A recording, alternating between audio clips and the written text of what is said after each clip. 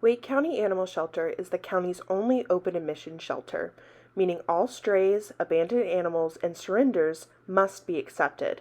This means large litters and pregnant moms can enter the shelter at any moment, causing cages and supply demands to raise rapidly. One of the simplest ways to help overpopulation and crammed shelters is to spay and neuter your pets.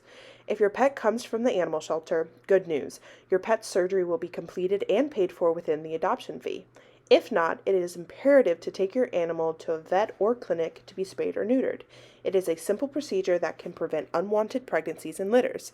It is way cheaper to spay and neuter a pet than it is to raise a litter. Not only does spaying and neutering help other animals who are currently in the shelters, it can help keep your pet healthy.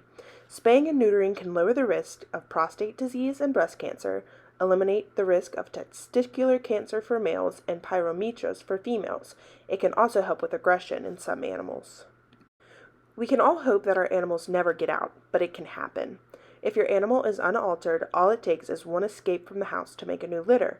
With all of the stray animals in Wake County who are unaltered, it is bound to happen. This is what the lives of the animals look like in the shelter. Most, if not all, of these animals come from unwanted litters, which could have been stopped with spaying and neutering. These are two moms who were brought in with huge litters. Not only does the shelter have to provide for mom, they must also provide for the litters.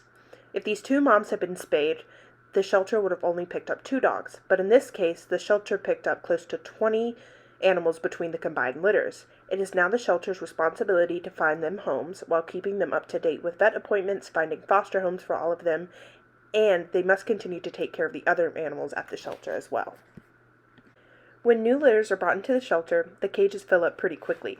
This pushes animals who have been at the shelter for a while out of sight, especially when there are tiny kittens and puppies around. The older animals are often forgotten and spend weeks and sometimes months in the shelter with no sight of a new forever home.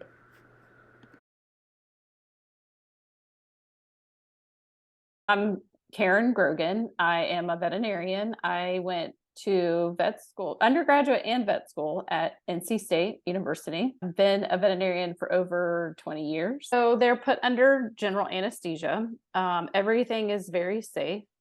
It's a very short surgery. To me, one of the highlights of doing this is the health benefits. Thinks their pet's going to stay at their house. However, a lot of pets wander off, get lost. And if they are not spayed and neutered, you end up with accidental litters of puppies or kittens. Those accidental litters of puppies and kittens have to then find a home.